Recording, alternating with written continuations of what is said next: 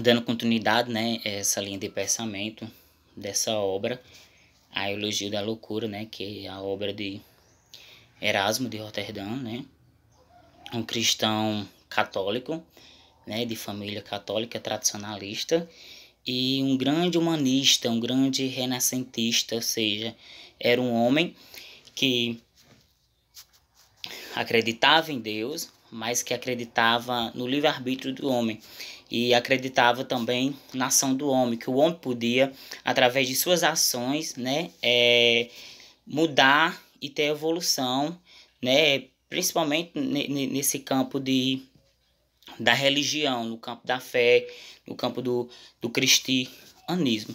Então ele é um humanista do século XVI, do século XV ao século XVI, né? Antes mesmo de Martim Lutero fazer as críticas à Igreja Católica, ele já, antes de Lutero, já faz suas críticas à Igreja Católica. Inclusive essa obra especificamente trata-se da crítica à Igreja Católica, né? Diante dos dogmas, da história política da Igreja Católica, daquela época também, né? Da compreensão que ele tinha, da visão que ele tinha, que a igreja distorcia a Bíblia, distorcia a palavra de Jesus Cristo. Então ele acreditava no cristianismo puramente primitivo, ou seja, era um homem, um renascentista, que acreditava que as pessoas deveriam voltar aos tempos de Jesus, né? Ou seja, era uma pessoa muito radical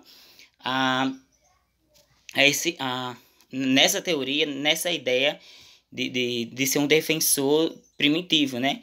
Que as pessoas voltem a praticar as práticas que Jesus praticava, né? Então ele acreditava nessa ideia.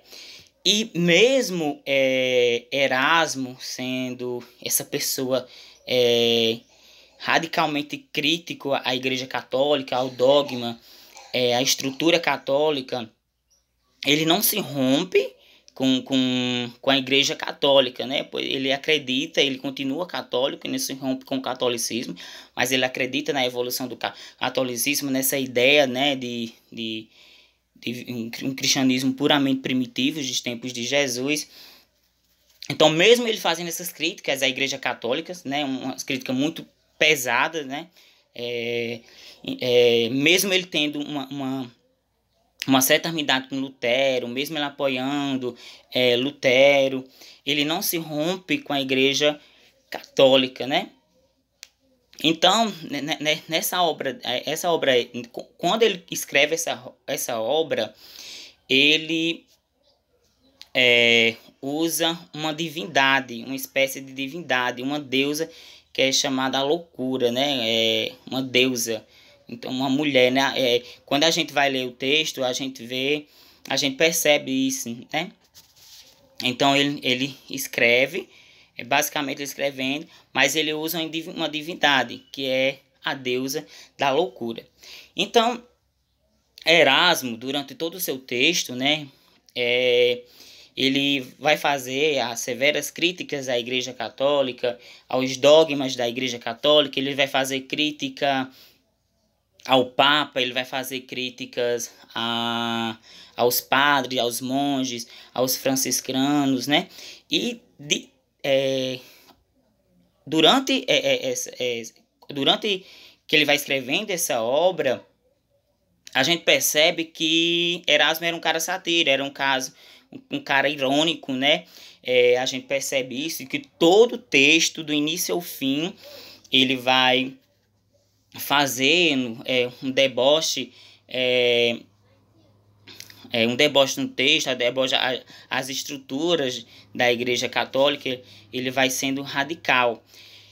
Erasmo, eu digo Erasmo radical pelo fato de que dele ser radical em ser crítico ao ponto que ele foi, né, no auge da Igreja Católica, no auge do domínio da Igreja Católica, e também radical ao ponto de que, pelo fato que eu já disse, dele acreditar de uma igreja, de um cristianismo puramente primitivo, né? Diante do mundo modernista, né? Onde o mundo começa a se modernizar, ao progresso da sociedade, ele acredita que, para mim, é meio que impossível, né?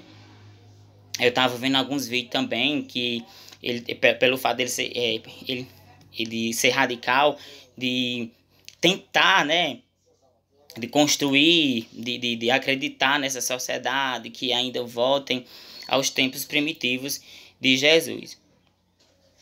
Então, por que que...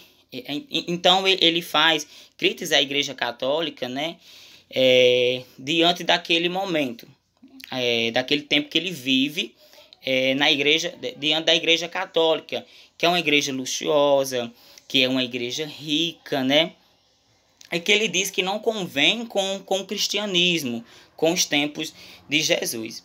Então ele vai fazer severas críticas, né? Antes mesmo de Martim Lutero, antes mesmo de Martim Lutero dar o início da Reforma Protestante, ele já tem escrito a obras à Igreja Católica, né?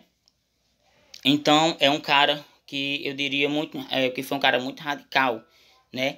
Intelectual também, né? A gente, pela biografia dele, a gente percebe isso, e a leitura da obra também, por usar muito da filosofia. E Erasmo, apesar dele especificar a Igreja Católica para suas críticas, Erasmo usa alguns acontecimentos históricos, alguns fatos históricos, né? Como já falei, numa forma de deboche, né? Ele justifica, né? Ele justifica as ideias do catolicismo, o porquê as pessoas acreditam em tais dogmas da Igreja Católica, como a venda de indulgências, a venda da salvação. E ele diz que qual é uma pessoa da sã consciência que vai acreditar nisso? Então ele justifica isso, que as pessoas estão loucas. Por isso que ele acredita numa evolução. Por isso que eu digo de radicalismo, porque ele acreditava numa evolução daquelas pessoas para que elas pudessem voltar aos tempos de Jesus Cristo. E ele fala que a igreja foi adulterando, né, essa ideia a criação a fundação da igreja, a estrutura dos apóstolos, né, distorcendo a Bíblia, né, as palavras bíblicas, desde do Antigo Testamento ao Novo Testamento. Ele destaca, pelo menos na página da 123 a 134, por aí, ele destaca muito o Evangelho do Novo Testamento, né? Ele usa muito Jesus Cristo, ele vai usar os apóstolos, ele vai usar São Pedro, São Paulo, vai usar santos também, o Santo Agostinho, né? Para exemplificar essas ideias, né? Então, ele bate muito forte